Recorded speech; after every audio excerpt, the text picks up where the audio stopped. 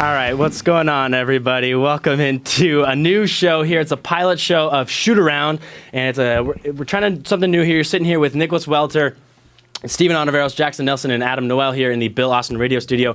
Guys, welcome to Shoot Around. This is going to be a quick draw, kind of quick take show that we're going to do here. The way the show works is that I'm going to pose 9 topics to these guys sectioned into 3 different kind of groups. And if I like what they have to say, I'm going to give them a point with this bell sound.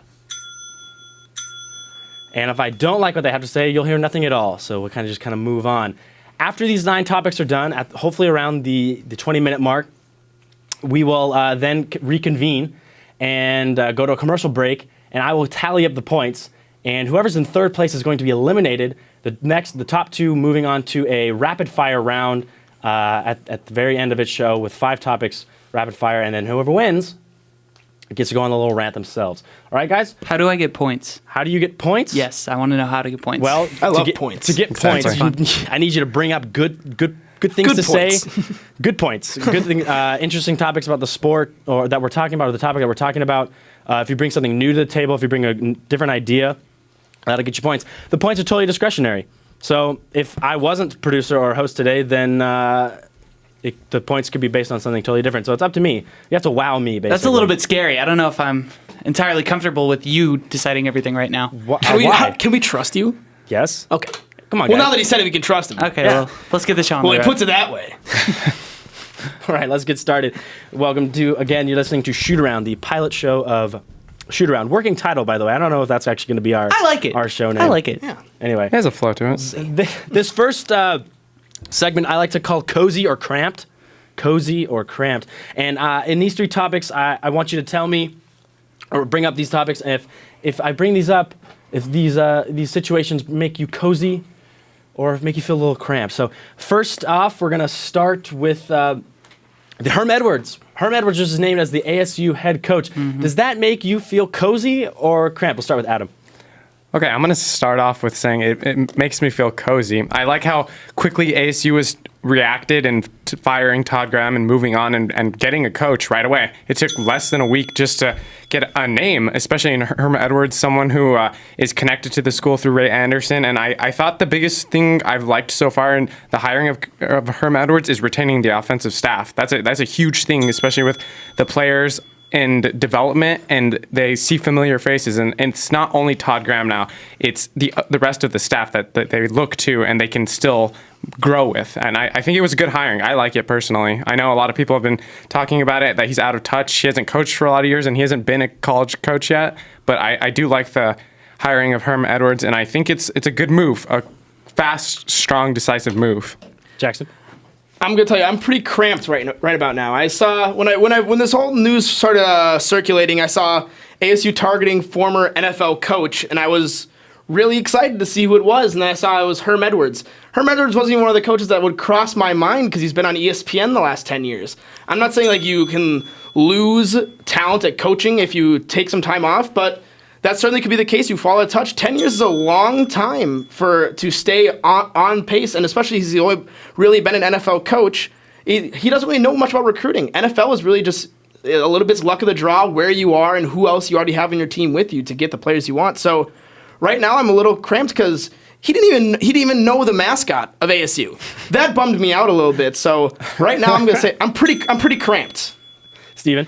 I'm kind of going to give you a 2-part answer here. I'm feeling cozy with the Herm Edwards hire because, Adam, like what you said, I love that he kept the coaching staff, at least the offensive coaching staff, on temporary for the time being. Promoting Billy Napier to associate head coach is huge because he's your future Sun Devil football. But I'm going to say I'm cramped with Ray Anderson. Now, I know that his hirings of Bob Bowman for swim and Bobby Hurley for basketball have paid off incredibly so far, but hiring the guy that you used to be an agent for, your former client, when he was still an agent for NFL coaches, I don't feel entirely comfortable with that. I mean, obviously, we're just going to have to wait and see, but I'm not feeling too cozy with Ray Anderson right now.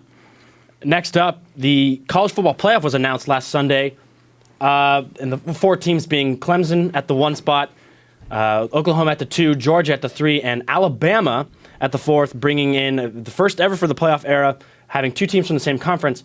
Are you cozy or are you cramped with the committee's decision? Jackson, we'll start with you on this one. I'm cozy with this one because I think they got it right on. I don't believe that Ohio State was a playoff team, even if they won the Big Ten. Their loss versus Iowa, they lost by 33 points. Yeah, they had some good wins. They beat some top 10 teams, but another team that's in the playoff, Oklahoma, they got blasted by them. It wasn't really a close game for the most part, and if we're all kidding ourselves if we're saying that Alabama wasn't a top 4 team going into this college football playoff. So I think they got it right on. It's going to be good to see Nick Saban get a rematch versus Clemson, last year's national championship. I think that's going to be a great first game. And even if it comes down to being an SEC championship game, Georgia and Alabama, I'm still going to be satisfied because those are 2 really good teams. Steven? Well, I'm definitely cozy. I think Alabama, it should be in the top 4 because when they started the playoff a few years ago now, they said that their goal was to put the best 4 teams in the playoff. And when you look at the stats, Alabama far outweighs Ohio State. They set a precedent last year that you didn't have to win your conference by putting Ohio State in over Big Ten champion Penn State. The only thing that I have an issue with is the fact that USC got no love from the committee. This is a team that has more top 40 wins than either Alabama or Ohio State and had a more difficult strength of schedule. But if it comes just down to Alabama, Ohio State, I have no problem with Alabama in. Adam, finish us off.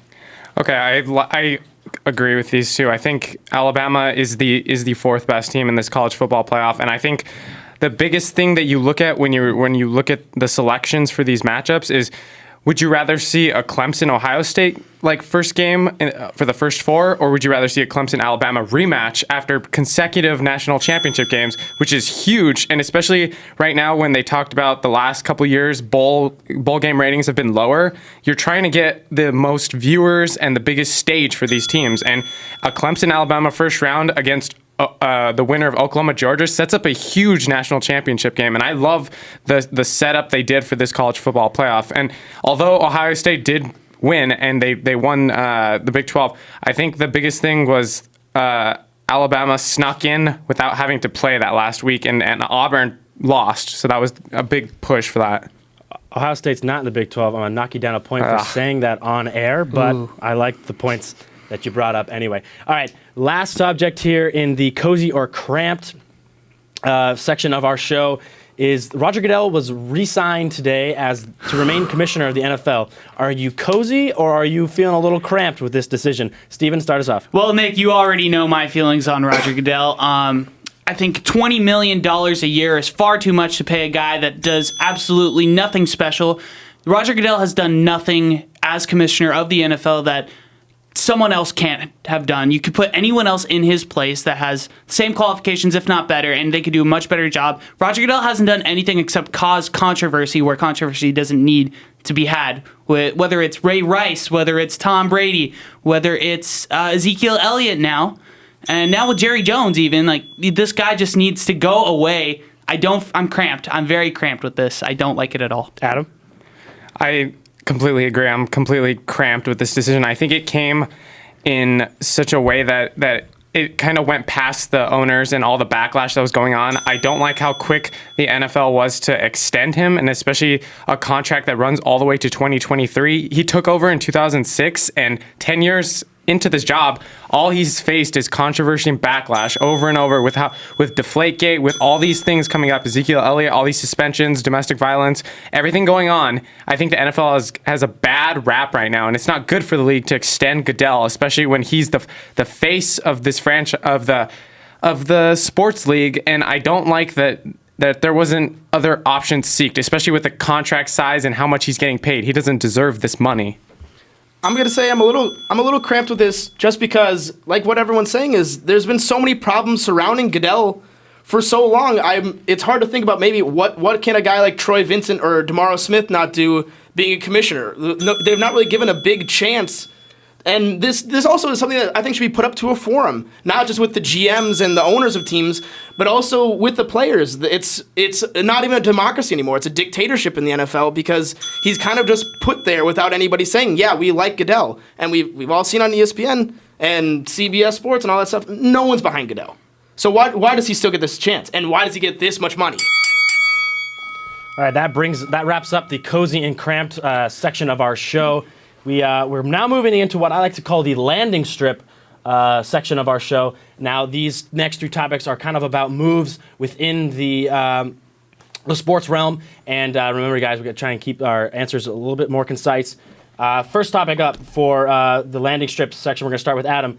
Shohei Ohtani has interviewed with 7 teams now, and he's kind of considered, I've heard, Babe Ruth of the Japanese league, and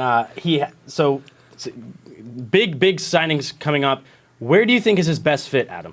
For Ohtani, I think the best fit that I've seen of the 7 teams he's narrowed it down to, I like the Texas Rangers. I think they're a franchise that lacks kind of a face. I know they have Cole Hamels and other superstars, but they lost Yu Darvish and they lost kind of some of that flair they had. They lost Josh Hamilton. His career kind of just ended there. They need someone to re-spark this franchise. And I know they've been up and down these past couple years, not really making the playoffs, haven't done much, but I think this is a good move in going out and grabbing an international player, and it can make a difference in this franchise. Jackson? I'm going to go with the Seattle Mariners. If we're looking about a team that needs a face of the franchise, it's probably the team that has not made the playoffs since 2001, because they haven't had a franchise player since then. And a guy like Ohtani says he wants to be in the West Coast, he wants to be in a big market, but not crazy big. So that's why I don't like him in LA. I don't want him on the Dodgers. And if he goes to Seattle, he's also said he'll tell how good he's playing in the season by if his fans are cheering him or booing him. And I think Seattle's a great fan base, and they'd love a guy like that. Steven? Well, I was thinking Seattle too, but I'm going to flip things up a little bit. You said that Seattle hasn't had a franchise face. They've had King Felix. He's kind of been down the past few years, but I'm going to go completely off the board here. I'm saying he's going to be a San Diego Padre. They do not have a face of that franchise. They haven't had a face of that franchise since Trevor Hoffman. And talk about a fan base. The Padres are the only team San Diego has now. They're going to rally around Shohei, and he's going to be the guy, not just on the Padres, but in all of San Diego. Next topic up, Giancarlo Stanton. Is he going to be going back to Miami or going to San Francisco or the Cardinals, where he's been interviewing with? Throwing away all biases, I think it would be the best for baseball, maybe just for the American League, for him to go to a team like New York, play for the Yankees, where he can hit 70 home runs a season in a smaller ballpark. I don't like the whole idea about maybe him going to San Francisco. It's not a hitter's ballpark, and with his power that goes all fields, some of the balls he hits in the opposite field gap, they're just going to be doubles, and you're just going to be watching him leg out doubles. I want to see as many home runs as possible, and for a guy like Giancarlo to be teamed up with Aaron Judge, it'd be a great duo in New York. Steven. Giancarlo Stanton will be a Los Angeles Dodger. I am saying it now. He wants to be a Dodger. He's from Sherman Oaks, not too far. Played baseball at Notre Dame High School in Sherman Oaks. He has a full no-trade clause, so he can pick where he wants to go. He's calling the Marlins bluff by saying that he needs to waive his no-trade clause no matter what, or they're going to keep him there. He wants to be a Dodger. He's going to be a Dodger. It doesn't make sense for him to go to the Cardinals. They don't have the prospects or the payroll to pay his salary. And the Giants, they might have the money, but why would he want to go there when they're a bottom-tier team as of this moment? Adam? Despite what you just said, I don't think the Dodgers are going to be able to take on that huge payroll. I know LA has the money, but I don't think it's going to be the right move. I think that he's going to go to the St. Louis Cardinals. I think it's a great fit, especially offensively. It's what the Cardinals need after a year where they didn't make the playoffs, and they're a team that is constantly in competition for the NL Central. So I really think if they're going to go out and get a big name, it's going to be Giancarlo Stanton. All right, last topic here in the landing strip era. Todd Graham got booted to the curb recently, this past week. And a lot of jobs are opening up right now in college football with a lot of moving pieces. Where do you think Todd Graham ends up, if at all? Steven, start us off. Well, Todd Graham loves his hot dogs, he loves his Coca-Cola, and he loves the state of Texas. He's going to be heading back to SMU. They just lost their head coach this morning. Their head coach is going to Arkansas. Why not go back home? He started off at Allen High School, coached at Rice before bouncing around Tulsa, Pitt. I think that it's a perfect move there, kind of a lower-tier team, kind of reestablish himself before maybe even taking a bigger job or bringing SMU up to become competitive. I think he'd be a really good fit at SMU. Adam. I have to agree with that. I saw a thing earlier this morning that Matt Berry tweeted, and it was all about Todd Graham's fit at SMU. And I think it's great, especially with SMU losing Chad Morris and the fit that it would bring in for Graham getting another major coaching deal. I know SMU is not an outstanding football program, and I think it would be a good fit, especially if Todd Graham's looking to get his name out there and looking for a a college that could give him the money he wants, and he doesn't need more, especially with ASU giving him all of the buyout. But I think it would be a good fit. Jackson. I think if you're Todd Graham, where's the hurry?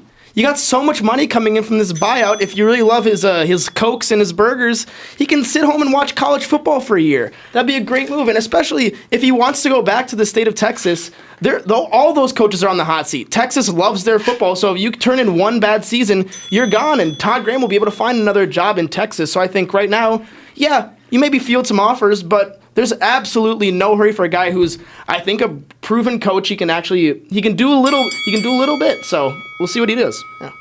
Nice wrap up there on landing strip. Now we're moving into our final section of the show where all three of you are still involved, and I call this section Yikes. This section involves a lot of kind of not sensitive topics more so, but kind of awkward and kind of moves that kind of make you puzzled a little bit. So first up, and we're going to start with Adam. LiAngelo Ball is leaving UCLA. Now, what does this say about the Ball family and more specifically LeVar? I hate this move. I think LeVar made a terrible decision. I understand pulling LaMelo out of high school because you can train him and you can get him to UCLA where he's already set to go to UCLA. But I think pulling LiAngelo, especially after being suspended and not even getting a chance to play college ball, I think it's a terrible move, and I don't see how it would help his draft stock at all if they're trying to get him into the NBA. And I did see that he could go international, but I think that just hurts his stock completely, and it's a terrible move if they're trying to get him to the level of Lonzo in the NBA. Jackson. I think anything LeVar Ball does is going to get publicized because he's just a big guy who talks loud. But I think at the end of the day, it's a good move for LiAngelo so he can kind of maybe step out of the spotlight for a little bit and really figure out what he wants to do rather than what his family wants to do. And going overseas might be a great idea, but if you want to play pro basketball outside of the country, you're gonna have to go to China. And I think that's probably the last place that LiAngelo Ball wants to head to right after this fiasco he had. Steven? Well, if you don't understand what LeVar is doing right now, you're obviously not a big baller. When you look at LiAngelo, let's not pretend that he's as good as LaMelo or Lonzo. He doesn't have a future in the NBA. You look at there was a Woj bomb yesterday. He wasn't even on the extended scouting list for NBA scouts. He has no future. He wasn't going to get drafted anyway. So why not let him go and build his brand somewhere else? You've seen other guys like Stephon Marbury leave the NBA and go have a successful career somewhere other than in the NBA. And I say, why not with LiAngelo? He wasn't going to have it here. Maybe he can find it somewhere else. Next up, Russia has been banned from the 2018 Winter Olympics in Pyeongchang, South Korea, and for doping. In addition, the NHL has already decided that they're not going to participate in this year's Olympics, and the KHL, which is the Russian Professional League, is also thinking about joining them and not letting their player or not taking a 2-week break for the Olympics. Does this hurt the talent pool at the Olympics, especially on the hockey side? We'll start with Jackson.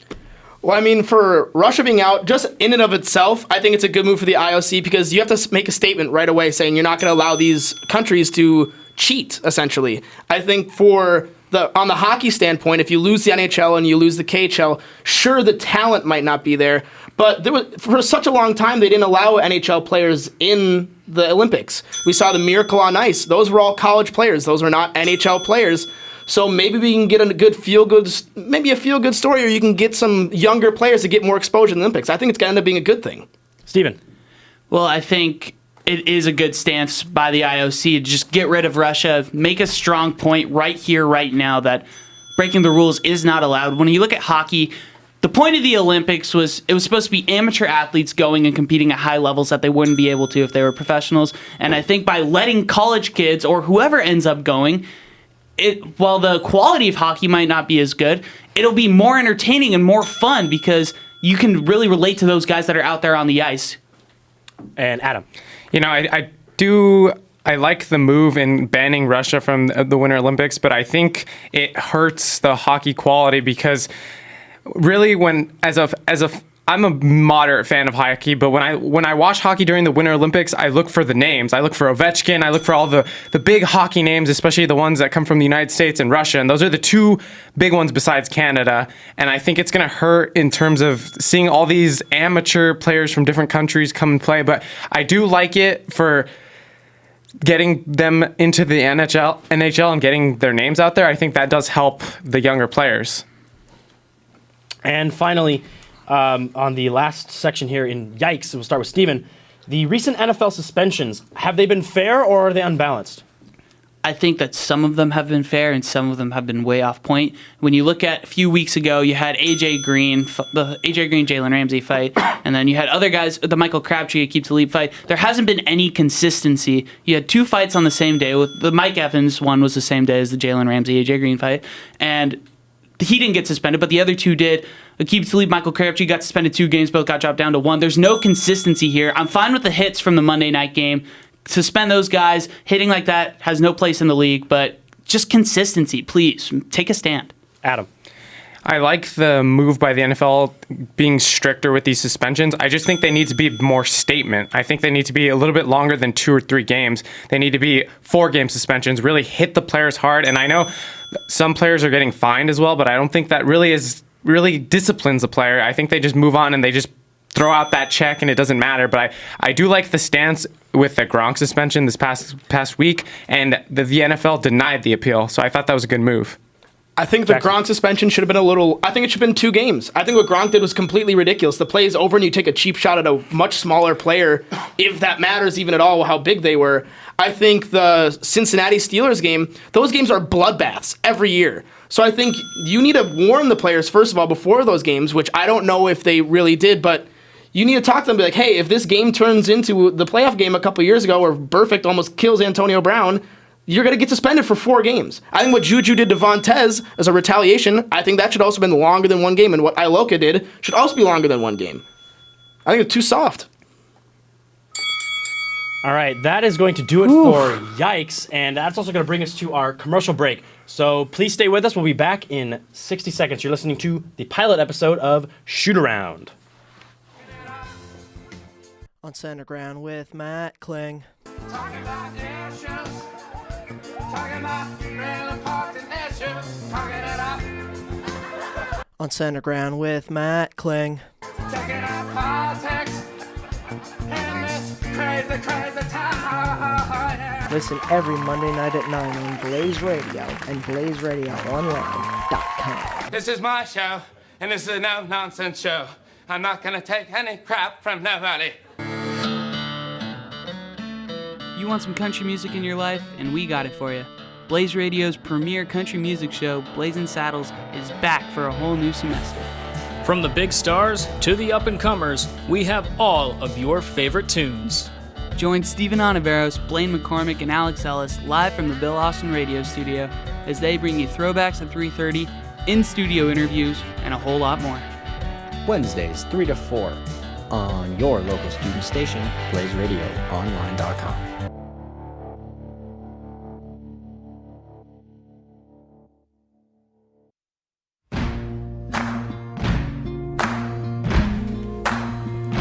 Welcome back to the pilot episode of Shoot Around. All right, guys, during that break, I totaled up all of our points. Sitting at first place, going into the rapid fire round, is Jackson with 31 points. Sitting in second place, also joining Jackson in the rapid fire section of our show, is Steven with 30 points. Adam, I'm sorry, you came up a few points short. If you'd like to sit back and just relax there or join me here in the producer studio, you're more than welcome to. But sounds good. Better luck next time, pal. All right, I do believe that Adam was on mic 9, so I just took him off so we won't be hearing from Adam anymore. So now we're moving into the rapid fire round. I'm nervous. And the way this one's going to work, guys, is I'm just going to pose 5 questions. And only 5 points are going to be given. You're both going to be given 30 seconds or a little bit less to try and win me over as to who won the topic. So I guess we'll just get right into this. And by the way, the winner then gets to go on a little short rant of whatever they want to. And I know y'all are looking forward to that.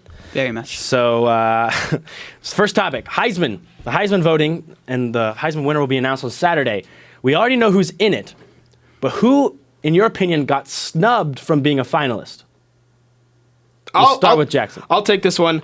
I think right now it's going to be the starting running back for the Lane Train, Florida Atlantic University, Devin Singletary. He had a ridiculous season. Just completely forget about what kind of teams FAU plays. They won their conference, and Singletary rushed for over 1,700 yards and had 29 touchdowns this season, 10 more than any other running back in college football. I think that can't go without. No, you can't not bring a guy up like that, no matter who he plays against. Those numbers are absolutely ridiculous. Steven? Did you kind of forget that there's somebody in Happy Valley, Pennsylvania? Oh, I'm aware. Named Saquon Barkley. This guy's going to be a top NFL draft pick. He's pretty much single-handedly kept Penn State a top 10 team this whole season. He was pretty much the lone reason why they were number one in the nation. And this guy won our hearts over in the Rose Bowl last year, and he continued that this year. I think, but really it doesn't matter because Baker Mayfield's going to win in a landslide, so it's a moot point. That's a agree. I'm going to give point to Jackson here for bringing up an FAU running back, someone who's not even involved in Power 5 conversation. And nice poll there, Jackson. Thank you. Wow. Next topic for rapid fire. The Seattle mayor has just approved a $600 million renovation of Key Arena, which is where the Sonics used to play.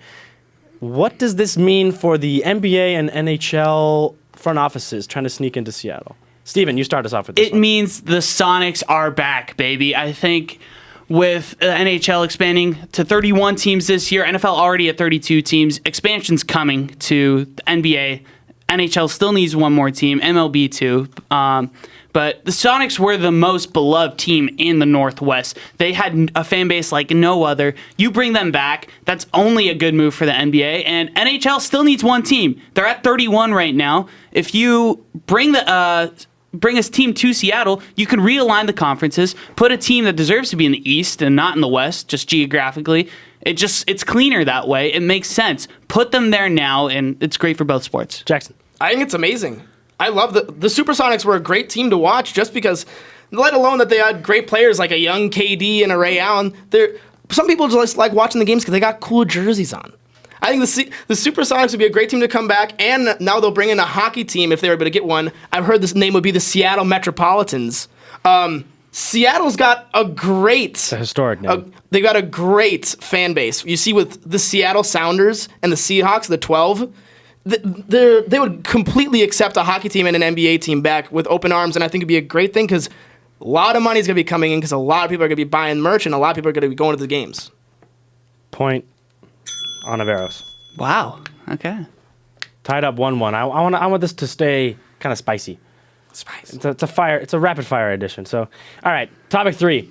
The MLS expansion representatives today from the cities of Sacramento, Cincinnati, Nashville, and Detroit pitched their expansion packet to Don Garber this morning, the commissioner of the MLS in New York City. Of those 4 teams, which 2 make most sense for MLS in your guys' opinion? Jackson, we'll start you with this one. I think you got to go with where there's history and where there's going to be fans, and I think it's Cincinnati and Sacramento. There's the old quote in a good baseball movie that probably all of us have watched: "If you build it, they will come." So I don't really care who's got the most money. If they're going to be selling out games every week, or every game, they're going to have more than one game a week, there's going to be money there. So you don't need to wait for who's the highest bidder in Nashville. I want to see where the fans are and where the games are actually fun to watch on TV and at the game. Steven. Well, that's a good line. If you build it, they will come, but doesn't even apply to this because you got to go Cincinnati, Sacramento. You don't have to build anything. You have a team there. You have the history. You have the fan base. And when you look at those 2 cities, you got in Sacramento, you have the Kings who are trash. So fans are going to jump and pay attention there because they have nothing else to do. And Cincinnati, Reds are trash. And the Bengals are not, I mean, if they make the playoffs, they're out in the first round anyway.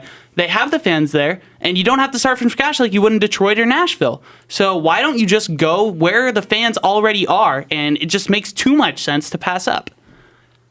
Point Nelson. I don't know. I like the way he presented it more. Sorry, Okay. Steven. Oh. Point 4. Rafael Palmeiro this morning said he would like an invite to spring training because he thinks there are too many strikeouts in the MLB, and at 53 still believes that he could play. Thoughts? Well, Steven, we'll start with you. I mean, I guess if Julio Franco's somewhere playing baseball right now, why can't Rafael Palmeiro come back? But when you're looking at this, really, like, too many strikeouts, I think when you look at advanced stats, when you look at sabermetrics, strikeouts don't mean as much anymore. It's all about on-base percentage. It's all about putting the ball in play, hitting for power, hitting it in the air. And strikeout guys usually hit a lot of home runs too. So you're going to take the good with the bad there.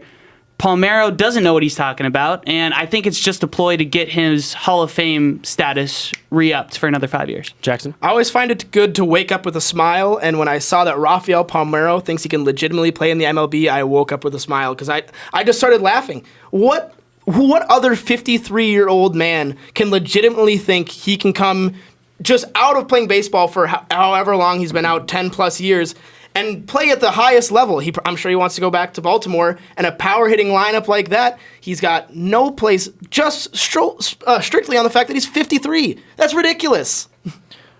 Point, Steven. I like the fact that he's just trying to re-up his Hall of Fame stock because he exited the game when he retired in a very bad fashion. All right, last topic for the day, the winner takes all. ASU Kansas. I think when this game was put on the schedule a couple years ago, no one thought that this would be a good game at all. But ASU is number 16 in the nation. What are you expecting from this game?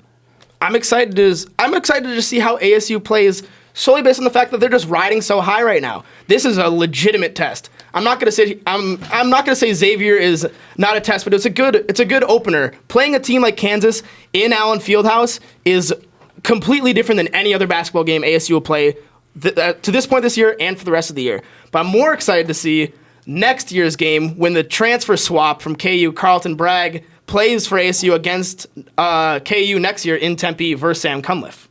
Steven? Well, I think that ASU, one of the highest scoring teams in the nation, averaging over 90 points a game already. The defense needs some work, and that's probably where they might struggle. But they got it back in Mickey Mitchell. He's going to be making his debut for ASU after transferring from Ohio State when they play Kansas this weekend. And he's a big guy that they need down low. Kamani Lawrence is coming back soon. He might not be there for this game, but this is a prove-it game for ASU. It's a trap game for Kansas, and I'm going to call it ASU pulls off the upset in Lawrence.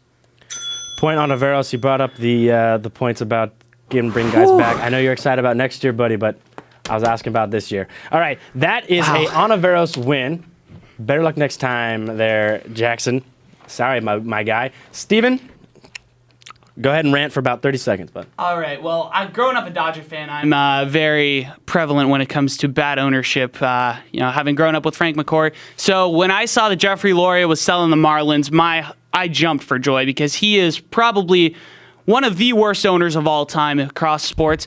But Derek Jeter might be just as bad. I think when you ostracize your biggest star like Giancarlo Stanton, that the whole franchise has ever had by forcing him to potentially waive his no-trade clause, when you're trying to win fans over who are already angry, it's not a good move. Jeez, what are you doing, guy?